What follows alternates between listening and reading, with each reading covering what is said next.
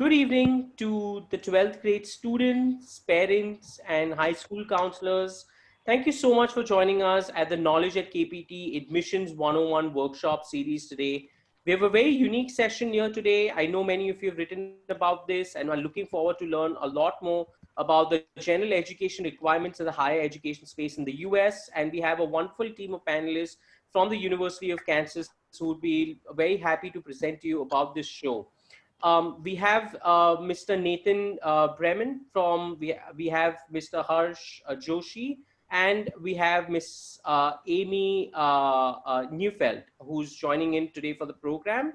As you know, attendees, the first 60 minutes and the first couple of minutes, the first show will be about the session topic, and also, of course, there will be information shared about the University of Kansas AAP program, which is by Shorelight. And please remember to post all your questions in the Q&A box and not in the chat box, because it can be confusing for the panelists to to find your questions. So as you've seen in our outreach campaign to your schools, please post all the questions in the Q&A box. And then, of course, at the end of the show, the wonderful panelists will be more than happy to answer all your queries and talk to you and share more information about you. Having said that, I'm going to now hand over the stage as well as the microphone to our esteemed panelists. Thank you so much, everyone, for joining in, especially to our hosts and guests from the US. We know it's very early in the morning. Thank you so much, Harsh. We know it's late in the evening after a long day of work. Thank you for joining in as well. And I'm happy to begin the presentation and hand it over to you. Thank you once again. Right, thank you so much. And I'm going to start and talk a little bit about our general education, and particularly talk about the general education and how we do that at the University of Kansas. So in the United States, the purpose of higher education, as we see it, is to have a liberal arts education, or sometimes we also call that a general education. To us, that equals a broad educational foundation. So more than the specific training for your future career, but some education and some training that creates a society of educated citizens, not just workers to go into their next career. We really value the process of learning, and that it helps shape you as a person to become a lifelong learner, not just a means to an end. So not just your ticket to your future career, but also something that enriches your life as a whole. And we also believe that higher education, or a college education, a university education in the US, really fosters or develops your critical thinking skills. We know that future leaders and future citizens of our world are going to need to be able to solve problems that we have never even faced before. And so developing those critical thinking skills, or advancing those critical thinking skills you already have, is also an important part of the higher education or the general education in the US. So I'm going to talk just a little bit more about that and spend just a quick minute on a little history of the purpose of higher education in the United States. So we'll look at it in the past, like big picture past, and in the more recent past, like the last 40 years. So over the course of the United States history and higher education in the US, it's really been important to education leaders that higher education provides a breadth or a wide variety of things to learn, where students have the choice to explore many courses and majors before choosing a specific career or a specific path for them, to explore the knowledge and hear more about the world. That's that sense of developing a citizen and a wide knowledge. And historically, about half of degrees were in the arts and sciences. So you can think of that like studying languages, studying mathematics, studying chemistry or physics, some of those different areas, studying history. That's not something I did, you can tell on my history slide. But now let's switch to the more recent history. in 40 years. In more recent history, we recognize in the US for higher education that a university degree is also a necessity to get to a job. So it's still very important to us to provide a breadth of information, so a wide base, but it's also important to train you for that first job, or train all of us for that first job, because that's a big part of why we choose to study at the university level, and specifically why we choose to study in the United States. So students want to focus on becoming an expert in one area. They don't always want to be a generalist. And now the majority of degrees are awarded in what we call professional or vocational areas, like engineering, business, education. So more of a shift from the arts and sciences to professional studies. I would also add pharmacy, medicine in those areas. And so that you can kind of see it's still important to get a breadth, but also a depth of education. At KU, this shares our mission statement with you, so you get a sense of what's important to us specifically. So KU's mission is to lift students and society by educating leaders, building healthy communities, and making discoveries that will change the world. You can get a sense of that critical thinking in there. You can get a sense of the critical thinking being discoveries, changing the world, leaders. You get a sense of community and citizenship and being a well-rounded person, and how that informs society through this mission statement. And as we go on to the next slide, I'll also show kind of that breadth and depth of education. And so we call this a T-shaped professional. So at the top there, the top part of the T, you see the breadth part. That's that general education part. That's getting you a little bit of a lot of different things. So as you start your first year, you commonly take a wide variety of classes. So you get that foundational knowledge that underpins general education in the United States. But as you start to move into your second, and then even more so in your third and fourth years, you get the depth, so that you're drilling down into the specialty of your specific major for your specific career. And that's that deep disciplinary knowledge or academic knowledge in your specific area. So we're focusing on T-shaped professionals and developing those at KU. This slide tells you why it's important to be T-shaped. In a couple of different reasons it's important to be T-shaped. It's very likely that you'll be required to use skills outside your specific career that you start training for at university as you get further into your career. So you need a breadth of knowledge. You need to know a little bit about a lot of different things to work with various areas and to be able to shift what your specialty is. And then so that kind of bleeds into the second bullet, where you'll work with people outside of your majors. Employers often look for well-rounded people, which means people who can adapt and work in lots of different things. And so that's why we have T-shaped professionals that we're nurturing here at KU.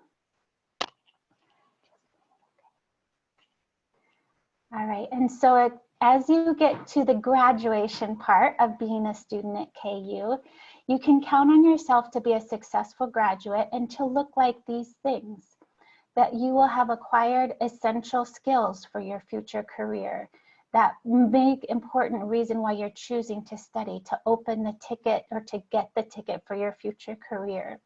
But you'll also have a broad background of knowledge that makes you adaptable, that makes you a problem solver and a critical thinker that can thrive in a world that we don't yet know how it will unfold in another 10, 15, 20 years. You'll have an even stronger appreciation for culture and global diversity and an ethical integrity that will carry you through your life. And you'll generate the capacity and opportunity to blend and create different things based on that breadth and depth of a T-shaped professional.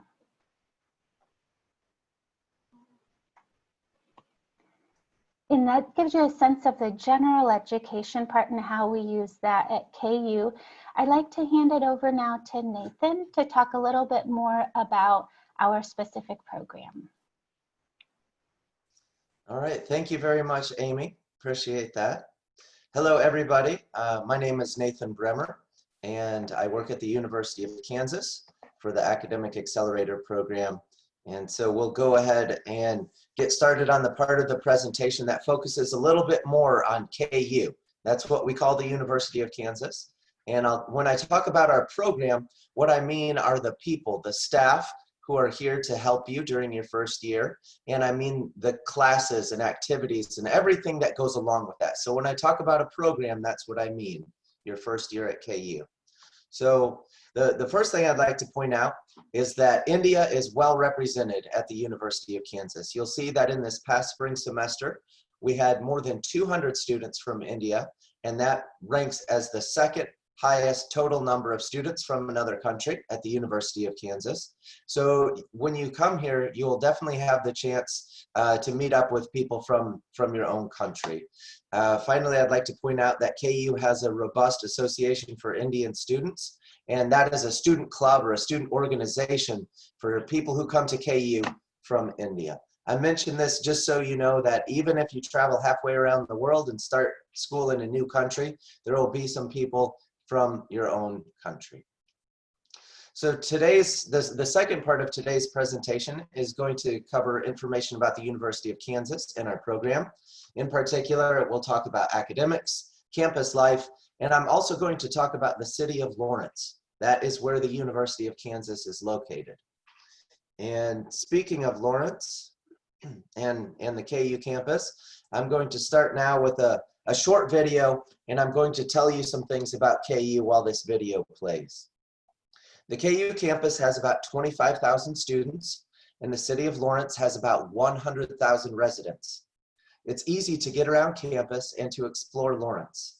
There are frequent public buses that take students from their residence halls to class, and they also take students all over town for shopping and restaurant dining. These buses are free for KU students. It's also easy to walk from the dorms to class, and KU also provides a fleet of rental bikes that students can ride around campus and even take downtown. Uber and Lyft are popular transportation options, and some of our students even buy their own cars. During their first year at KU, our students live on campus with most other new students. This is the best way to make friends, build English skills, and establish a strong connection to KU. On-campus housing is close and convenient. The dining halls are open all day, and they serve a wide range of meal options. It's easy to walk to class or to take the bus around campus. And no matter what season it is, students are surrounded by their friends and have lots to do indoors and outdoors. Our students spend a lot of time with their friends, and they have a wealth of activities to keep them busy.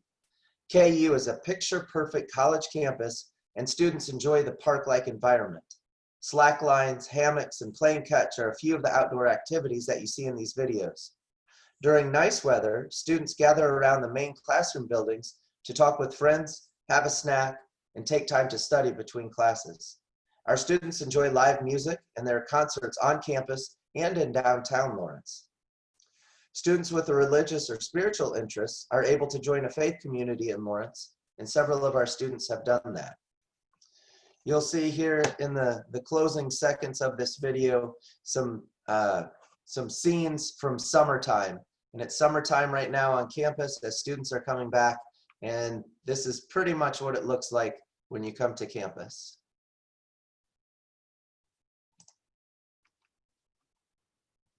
So that was a little bit of a video insight into what it looks like on the KU campus, and hopefully you've seen what a wonderful place it is in that first video. So now I've got just a couple more details that I'd like to share with you.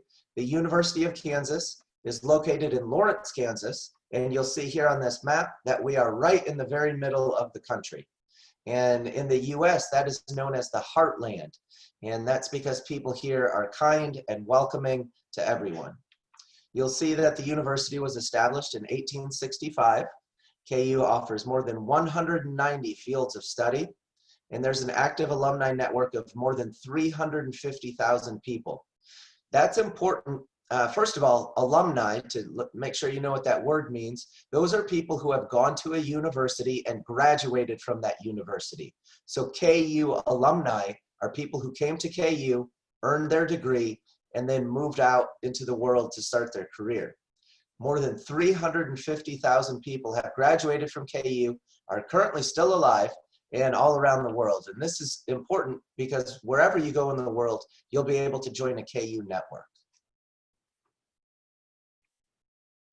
So the University of Kansas is one of 63 institutions that are in the prestigious Association of American Universities, that's known as the AAU, and you'll see that it's made up of the nation's leading research universities.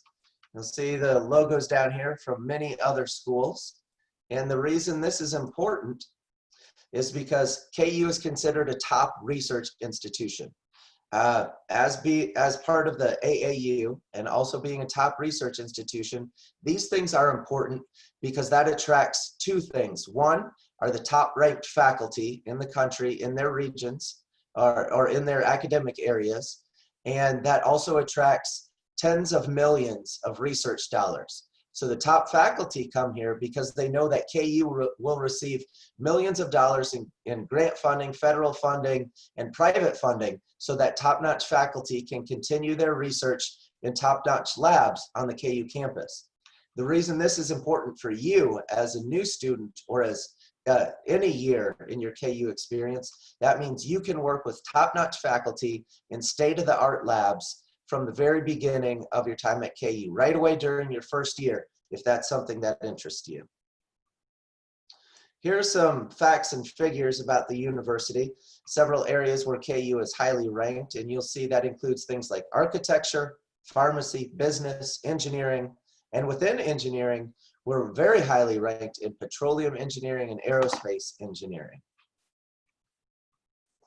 I'd like to take a second to mention the KU Honors Program. You'll see here that KU's Honors Program was recently ranked very high in the United States. And I mention this because I know that some of you are very high achieving students and you have big plans for what you want to achieve in university and what your career is going to be. So if you come to a place like KU, and if you're a high achieving student and you want to be around other high achieving students and you want to work with top-notch faculty, the KU Honors Program could be a perfect match for you. I'd like to take just a minute to talk about the pandemic, COVID-19. I'd like to mention some of the adaptations that KU has made. So first of all, our summer term, which actually just ended a couple weeks ago, was conducted entirely online, and students were able to do that remotely from any place in the world. The fall semester starts actually just next week. This coming Monday is the first day of fall classes at KU, and the university is going to offer a range of options. So we will be welcoming students to come to campus in person. So a lot of students, both international students and domestic students or American students, will be arriving on campus in person. KU is also going to offer a full range of online classes. We also refer to those as hybrid classes in some cases where students are able to be in person and there are other students who can join the class remotely. So it's a mixed way to start your classes. And then for the fall semester, we have been conducting our orientation online to make it easy for students, whether they're planning to come to campus in person or whether that's not feasible or possible for them this semester. We conducted our orientation online. This is something I keep telling everybody. All of us here would prefer to be on campus. I really miss being on campus, and I know students, that's really been your dream, is to arrive on campus in person, to be around other students and faculty, and to start your experience that way. If that's not possible though, there's no reason to delay. Start your classes online, you can graduate on time, and then you're welcome to come to campus as soon as you're able. Whenever the pandemic is over and we have a vaccine, or when you're able to get your visa and your plane ticket as the pandemic continues. Either way, if you start online, you'll be able to graduate on time and join us when you are able. I had mentioned that I also wanted to tell you about Lawrence. That's the name of the city where the University of Kansas is located. It's known as a college town or a university city. That's a concept in the US. And what it means is that we have a relatively small city with a large university, and that the people in Lawrence are very welcoming of the KU students. And it's a place where you will feel very comfortable, where you'll feel like you fit in to the city of Lawrence. So my next video is another about a minute long, and this one will focus on the city of Lawrence, and I'm going to tell you a little bit about that. So even though there are 25,000 other students on campus, and there are 600 student clubs and organizations you can join on campus, there's also another part of the experience, and that is the city of Lawrence. There's a whole world beyond campus, and our students take advantage of everything that the community of Lawrence has to offer. Lawrence is a well-known venue for concerts and live music. Popular college bands tour through our town on a regular basis. So if you like live music and going to concerts, this is a perfect place for you. There are also dozens of restaurants that represent food and dishes from all around the world. Lawrence also hosts festivals and art shows, and downtown is usually full of students and residents alike. And if Lawrence doesn't have what you need, you can find it in nearby Kansas City, which has a metro population of more than 2 million people.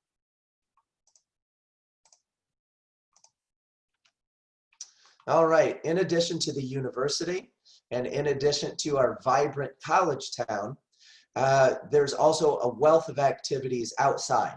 So if you enjoy doing things outside, whether it's boating, hiking, swimming, fishing, camping, or whether you haven't done those things and you'd like to try them, you have wonderful opportunities at KU to get outside and to do outdoor activities. Here's another picture from nearby parks. We have parks and lakes just a few minutes from campus. So if you like to get outside and do things, this is a scene that would welcome you. At the University of Kansas specifically, but also in general, university life in the US, college life in the US involves what we call college spirit. And spirit just means that you're excited to be at the university, you're excited to be with fellow classmates, and you're excited to take advantage of everything that university life has to offer. So in particular, at the University of Kansas, we are famous for basketball. This is something that, whether you're a sports fan or a basketball fan or not, I highly recommend that you check out a basketball game at KU. You'll see here on the right side of the screen, our stadium, our basketball stadium has room for 16,000 people. They sell it out every single game. People want to go and they can't get tickets. Students are able to get tickets for a very low price. And if you go to a game, even just one, you can see this electric atmosphere to be part of the college experience, the college spirit at the University of Kansas. So now I've kind of given you an overview of the university, Lawrence, the area nearby, and now I'd like to tell you a little bit about what our program has to offer. And again, remember, when I say program, that means the people here who are ready to welcome you. That means the classes that you take. That means the activities that we'll plan for you. So that's what a program means. It's all of the support and extra things that we provide for new students at KU. And that starts with an airport welcome. When there's not a pandemic, we have our staff there to welcome you as you come off the plane. But even during a pandemic, when we can't necessarily be there, we still provide transportation from the airport. And we will also have so you will still be met at the airport, and you'll be met by the driver of the shuttle bus or the other transportation. So there will be someone with your name on a sign waiting to pick you up, help you with your luggage, put your suitcases on the shuttle bus, and then drive you straight to Lawrence. And when you arrive here, we will be waiting for you. KU staff will be ready to welcome you at the dorm so that you can move into your room right away. We provide sheets and pillows and comforters, those kind of items that you don't want to have to bring with you on the plane. We'll provide those so when you arrive in your room, you will have a place ready and waiting for you. So student orientation, this is a very important part, the first stage of your time at the university. In this picture is a recent orientation when we're able to do everything in person, and we will do that again soon. In the meantime, I mentioned that orientation is mostly conducted online. And orientation is important because it gives you a chance, like you can see in this picture, to meet other new students. And the students who are wearing red shirts are our orientation leaders. So those are students who have been at KU for a while and are here to help new students get used to life at KU. The orientation program, again, when we offer it in person, we're able to welcome family members too. So if next year, by the time you're ready to come to KU, things have gotten back to normal, and if your parents or close relatives are helping you make that journey, they are welcome to come on the trip with you. They're welcome to help you move in, and we will have specific orientation activities to welcome your parents or your family while they're here. Other things that our program offers, one crucial thing that we offer is academic support. So the University of Kansas has a wide range of advisors. There are major advisors, there's student service advisors, there are advisors to help with careers, there are advisors for almost any type of thing, any type of activity that you need to talk about at KU, with academic support being one of the most important things. I know a lot of you will be high achieving students. I know that some of you might also have a little bit of trouble with certain classes. And so what we want to do is help you no matter what your challenge is or no matter what you're ready to achieve. We are here to help with tutoring if necessary, workshops if necessary. And for high achieving students, we can point you in the direction of whatever clubs, classes, or activities you would like to add to your KU experience. I had mentioned our student services advising. So KU advisors and our program advisors are able to help you with a wide range of things. So I mentioned that academics are crucial. That's the reason you come to the university. But we know that there are lots of other things that happen in life and you'll need some help and some guidance. For example, maybe you've come here and you want to learn how to get a driver's license. Or maybe you need to figure out where to get a certain type of food because you'd like to do some cooking and you need to know where there's some food you can get from back home. Or maybe you need to figure out where to get certain clothes or how to change your cell phone provider or to open a bank account. These are the types of things that we will help support you with during your first year. Other things that we'll help you with at the University of Kansas and within our program, career planning and helping you find internships. So from your first year on campus, if you'd like to talk with career advisors, you can do that right away from your freshman year. There's no reason to wait until you're looking for a job as a senior. You can start making these plans right away from your first year. So that in the beginning could be help with making your resume or helping your resume to really pop out to employers. Can help you do practice interviews so that way you can build the skills necessary to succeed in an interview for a job or an internship. We can help you find the internship. Again, right away during your freshman year, we'll have students who will do an internship the summer after their freshman year, and we can help you with that. The University of Kansas has a few career offices depending on your major, and we also offer support through our program. So just got a couple more slides to finish up before we can do questions. And this picture here is a group of our orientation assistants or our orientation leaders. So these were students who had gone through our program. They were new international students a couple years ago, and they had such a good experience in our program and at the University of Kansas that they wanted to help welcome new students to the university. So when you come a year from now, hopefully the pandemic is behind us, and there will be a group of students like this ready and waiting to help you make the most of your time at KU. So for my last slide, I just wanted to mention what our next steps are. So please continue to work with your counselor or your consultant, whoever is helping you research your universities, continue working with that person. It's really important when you're ready that you submit a complete application. Part of that application is a deposit payment. So it's important when you're ready to apply and you're ready to request your I-20 that you submit a complete application, including the deposit. I've got my name, this is me, Nathan Bremer. That's my email address. Again, be sure to work with your consultant. Those are the best people to work with, but I am also happy to answer questions. And on that note about questions, the presentation is done. So I'm gonna stop sharing my screen for right now so that way I can take a look at any questions.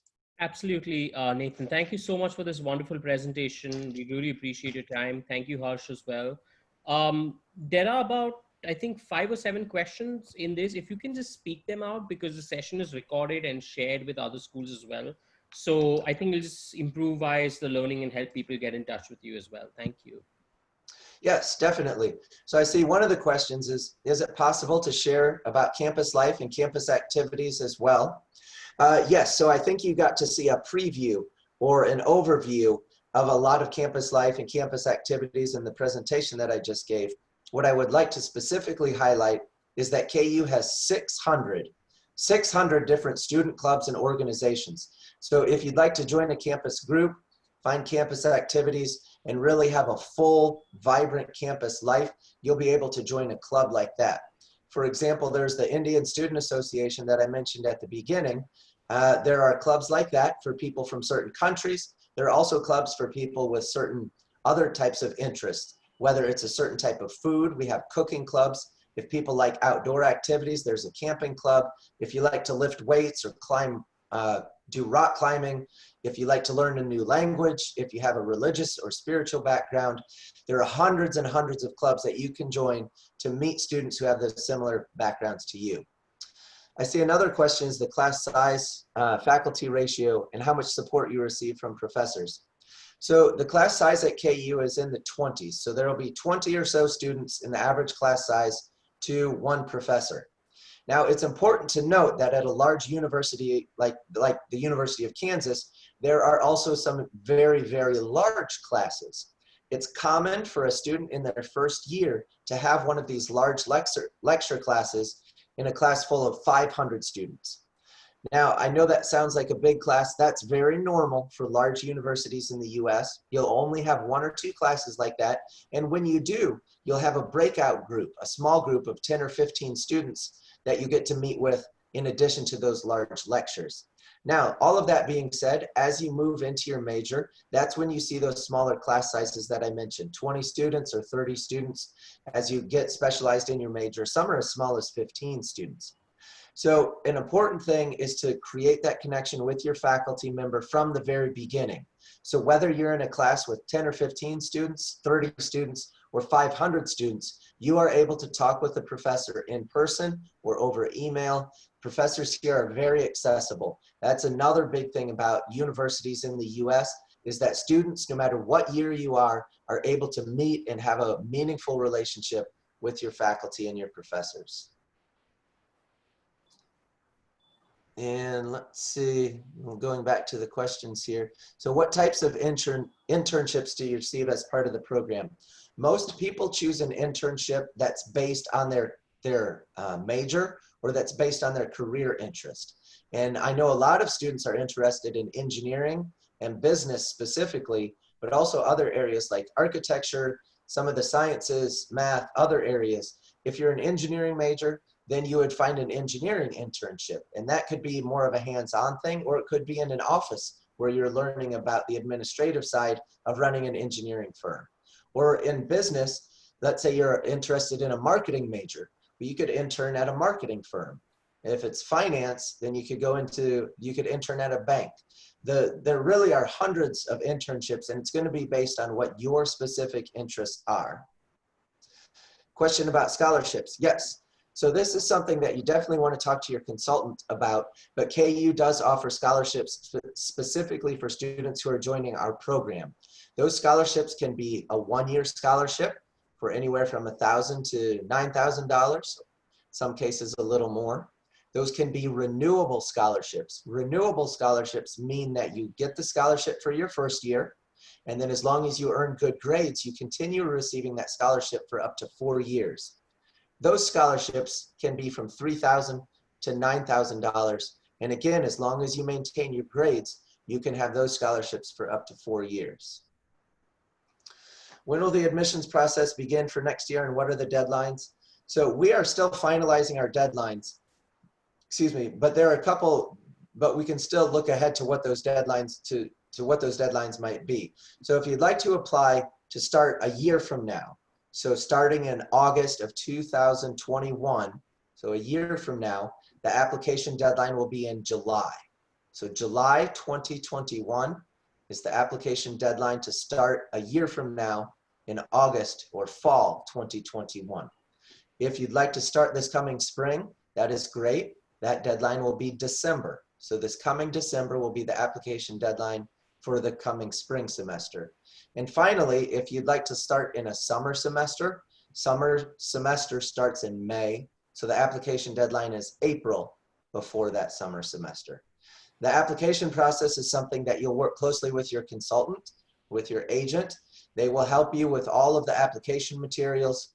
It's very important that you submit complete materials and you submit them by the deadline. As long as you do those things and you're academically prepared, you can expect to receive admission to the University of Kansas. I see a question about SAT or ACT. That is not required. That is not needed in order for you to be admitted to the University of Kansas. However, if you take the SAT or ACT, it can help you. For example, a high score on the math part of the SAT can exempt you from a math class at KU, so you're able to take the next higher math class. The SAT and ACT can both be used for that purpose, but it is not required for admission. And then what's the score needed for TOEFL or IELTS? So there are 2 points I'd like to make here. The first point is that there is no minimum English required for KU. So if someone has not taken any English, they can come to KU and start at the very beginning, learn English, and then move into the university. I'm guessing that most of you on this call have strong English skills. And if that's the case, and your English skills are strong enough, you will not be required to take any English classes at KU. So to answer your question specifically, the IELTS score is a 6.5 overall to be waived from English at KU. And for TOEFL, it's a 79 overall to be waived from the English requirement at KU. Nathan, hi. There are a few questions on the answered section as well. If you can just verbally share the answers, I think it'll just help the session engagement. Thank you. Yes, definitely. Okay, so I see in the answered questions, the first one is, how many undergraduate Indian students are at KU? That's a great question. This past spring semester, we had a total of 225 Indian students at KU.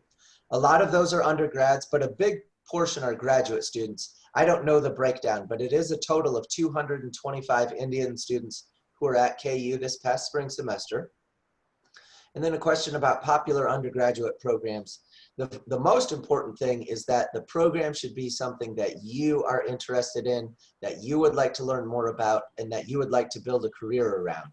That being said, the programs at KU that have the most students include things like engineering, business, psychology, communication studies. Those are 4 of the most popular, but that just means the most number of students who are taking it. And then for next year, will it be online or on-campus learning? KU will continue to offer on-campus learning. We're starting that way this fall. We'll be back to in-person this fall. KU will continue doing that. I suppose if things get worse, the KU might go fully online again for another semester. But KU is committed to offering in-person classes. And then the online part, that's a great question too. KU will continue to offer online options as long as the pandemic is preventing people from being able to get their visas or their flights or being able to arrive on campus. So both of those things, KU will continue with online as long as is necessary. KU is committed to offering in-person classes as well, as long as that can be done in a way that is as safe as possible. Thank you so much, Nathan. Nathan, I think there are a few more questions that have come in. I'm sorry to interrupt you, Flo, but I just thought. Oh no, that's great. I'm happy to answer these questions. Okay, I see there's a question about housing and meal plan provided for international students. Yes. So the first thing to note is that first-year students, so when you would be with us for the program, are required to live on campus. So at KU, we have about, 12 dorms, 15 dorms, or residence halls. There are a lot to choose from. We have them in 3 different tiers. That means 3 different price points. So we have a more expensive type where you have a private room, a private bedroom, and a private bath. Then we have a type where you're in a suite or in a kind of an apartment with a couple other students, and you have a shared bathroom in that unit with your roommates. And then the least expensive price point, you'll have a room with a roommate, and then the bathroom is a community bathroom, which means that several people share the bathroom on the same floor, but you're in your own room or in a room with a roommate. I see a question about campus safety. That's a really good question. That's an important one. The first thing I want to say is that we hear from our students, our first year students and our students who have been here for a few years, that they feel very safe on campus and that they feel very safe in the city of Lawrence. That being said, I'd like to mention that the university also has a safety office. So those are police officers who are available 24 hours a day, 7 days a week. If anything does happen, they are stationed on campus and are available to help.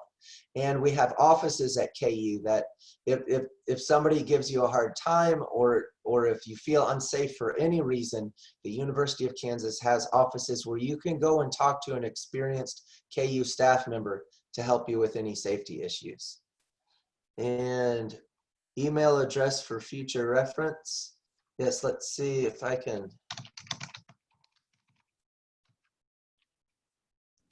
You may share them in the chat box. Attendees will be shared in the chat box. Please be on the lookout out there from Mr. Nathan and Mr. Harsh. Thank you. There we go. It looks like I was able to get that added for all panelists and all attendees. There's my email address. And then next I'll just put my name in case anybody would like to take that down. It's very important that you continue working with your consultant. And again, I am always happy to answer questions as well. We help with different parts of the process. I'm here in Lawrence, Kansas. I'm on the KU campus. Your consultant is there in India with you. So we help with different things. And it's important that you work closely with all of us. It looks like another question came in. For questions about the documentation, this is something that your consultant will help you with, or if Harsh wants to talk specifically about that part of things, that is welcome as well. And then let's see, are there any other? Yes, absolutely, Nathan. I'll take you. that question. Right. So regarding the documentation and the application process, it would depend. Kanishka, and there's one more student who had raised this question earlier. So it depends exactly which board are you from, because we have different entry requirements if you're from a state board, or you are from a CBSE board, or you're from an IB curriculum, right? So if you're from an IB curriculum, we are looking for anything about 26 to 28 IB points and above. Nothing should be less than 24. If you're from a CBSE curriculum, we are looking for a minimum of 7 out of 10 and above. And in your 12th standard, we're looking for a 60% and above. And if you're from a state board, we are looking for our engineering programs 60% and above. And if you're looking for our business and other programs, then it should be minimum 55% and above. Regarding your application, we would like to have a passport copy. We would like to have your English proficiency score sheets in case if you have given your IELTS and TOEFL. Also, if you have given your SAT and ACTs, that helps you to skip your mathematics subjects, as Nathan mentioned earlier in the webinar. Your 10th official mark sheets, so the mark sheets that you receive from your boards, your 11th standard mark sheets, and your 12th standard predicted grades, right? In case if you are able to get the LOR statement of purpose in time, great. Otherwise, it's not mandatory for the applications to start with. We can render a decision with the documents that I've just mentioned as well. Hope this clarifies. In case if you still have any other questions regarding the documentation and application process, feel free to chime in and type in the Q&A chat box regarding the same. Great, thank you, Harsh. And it looks like one more question came in. So scholarship ranges, I mentioned that before, but the renewable scholarships are in the amounts of 3,000. Yeah, Nathan, I will take that. I know where Nandita is coming from. So Nandita, regarding scholarship opportunities, what I would like to mention over here is you can get scholarship as high as up to $36,000 US, which covers your entire 4 years of your bachelor's degree at the United States. So it depends upon what kind of grades and the competence application yours is. So you could either get 36,000, you could either get 12,000 or you could either land up getting 24,000. So it depends once you submit your application and request for scholarship, because scholarships are not automated. You have to apply for scholarship, and then your application would be put into a pool of scholarship of the other students who have also applied for scholarship. Your application would be assessed, and upon your credentials, like your academics, your extracurricular activities, your SAT scores, your English proficiency scores, taking all of that into consideration, we come back to you and let you know that, hey, Nandita, you qualify for a 36,000, or you qualify for a 24,000, or you qualify for 12,000, which covers your entire 4 years of your bachelor degree. Hope this helps, to clarify your scholarship doubt.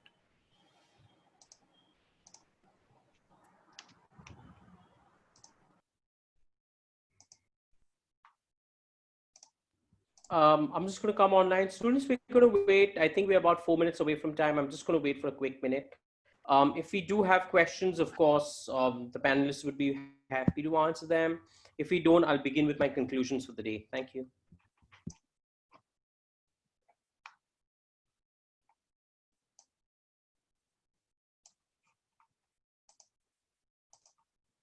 I'm just going to wait for another 30 seconds for the clock to take 6:27. And if there are anything, then I'll come back.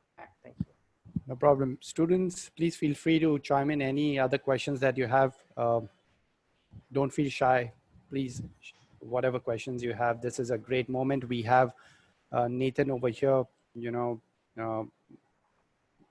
where he can answer any of your questions or doubts live. So this is a great opportunity. Please don't feel shy. No question is a silly question. Please. Absolutely. So I'm just going to wait for a quick, quick minute, because of course we need to be respectful of the panelists' time as well. And of course, they'd be more than happy to, answer all questions that you must be having. I do see that another question came in. Can we pursue dual majors? Yes, absolutely. So at the University of Kansas, everybody has at least one major, and that's what you're focused on. And a lot of students have other academic interests or other areas that will help with your potential career. So some students will do a second major, or we also have what's called a minor. That is like a major, but it's a smaller amount. So a major is usually 30 credit hours or 10 classes. A minor is usually 15 or 18 hours, so 5 or 6 classes. So you can definitely do 2 majors. You can do a major and a minor. There are options for that, absolutely. And Mr. Nathan, can you discuss how it happens as well? I mean, I know this is always on the minds of many counselors, especially when we go to schools, and of course, you being from the US and Harsh being another expert joining us today, how can students do that? I mean, of course, I know we have a few minutes, so I thought it would be better we spend it in conversing rather than being in silence. So how can students pursue a double major? And I think you also mentioned something about minors. That'd be helpful as well. Yeah, absolutely. So one example that I'll give is within the School of Business. Okay, so when students are in the School of Business, there are, I think, 8 or 10 different majors that students can choose from. So that would be things like finance, marketing, supply chain logistics, human resources, the list goes on. There's 8 or 10. So if a student is interested in the School of Business in one of those majors, then they would first have to complete the prerequisites for that major. And so for things like business or engineering, that's going to require calculus. Like Amy talked about in the beginning, there are general education requirements. So there will be like a communications class, an English composition class that everybody takes, English class, it's a writing class, and other areas like history and psychology. Everybody will take a few different things. And once students have satisfied those prerequisites, then they are able to enter their major. That's very normal at KU. That's normal at a lot of universities, that you enter your major during your first year. So that's kind of the part that sets you up for your first major. And let's say in this example, you're in the School of Business and you're really enjoying marketing, but then you decide that you could double that with finance. So in this case, the student would do all of the marketing major classes, all of the finance major classes, and then the business classes that are required for all business students. So that's an example of a double major in the School of Business. Now, continuing on that example, we see a lot of students who will do, for example, a business major, but then they'll have a second major either in another language or another area entirely. So I was talking with somebody not too long ago who would like to be a journalist, somebody who does writing, but they want to write for a business magazine, or they want to work in a large company where they're doing the public relations. And so they'll study business, but they'll also study communications. So that's just one example of the way that you could do two things that are very similar, like in the School of Business, or something very different. Study business and then study journalism, and then you could write about business stuff in a business magazine. That's one example. You could do hundreds of different examples. Thank you so much for this, Nathan, and thank you so much to Harsh as well. I think we've run course for the time being today. Thank you so much, Mr. Nathan, for joining us this early in the morning. We know, of course, it's very early in Lawrence, Kansas right now. Harsh, I know it's very late in the evening as well. It's approaching 6:37 here in India. So thank you so much for your time. After especially a long day at work, we can understand it can be quite hectic. So thank you so much to the panelists for joining us today. Students, 12th grade students, parents, and high school counselors, we know it's again a busy school day. School season has started. So thank you so much for attending this seminar, and of course, asking all the questions that you have posed and being so attentive, especially at the end of a long school day. We truly appreciate your time. And counselors, thank you for supporting us once again, high school counselors, and having the interested students attend this webinar program. Counselors, I also would like to kindly share, as you may know, this session is recorded and will be shared with your schools. So I'm sure there were other students who are not able to join in today because of their schedule. So please feel free to share this recording with other students and parents so that they can learn more about the University of Kansas AAP program. And of course, be in touch with you. These students can directly be in touch with Mr. Harsh, who's here and readily available in India. And of course, with Mr. Nathan Bremer from the US as well. Having said that, thank you so much to the wonderful panelists. Thank you so much, Nathan. Thank you so much, Harsh, for joining us this evening.